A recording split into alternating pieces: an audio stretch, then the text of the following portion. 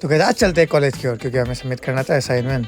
इसलिए सुबह जल्दी जल्दी से हो जाते हैं हम तैयार और फिर निकल जाते हैं अपने कॉलेज की तरफ। और थोड़ी देर चलने के बाद पहुँच जाते हैं कॉलेज पर, जहाँ की दोस्तों से मिलते हैं और फिर अपना असाइनमेंट भी ले लेते हैं।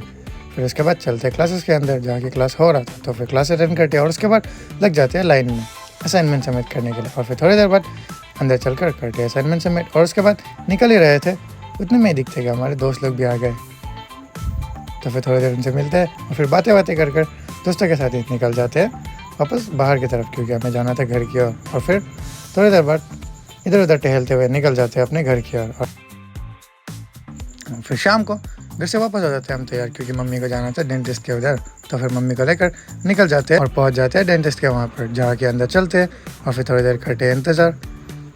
और फिर उसके बाद मम्मी का काम हो जाता है ख़त्म डेंटिस्ट के उधर। तो फिर उसके बाद चलते हैं बाहर और फिर मम्मी के लिए लेते हैं दवाइयाँ और वहीं पर अपना काम हो जाता है ख़त्म। तो मिलते हैं अगले ब्लॉग पर।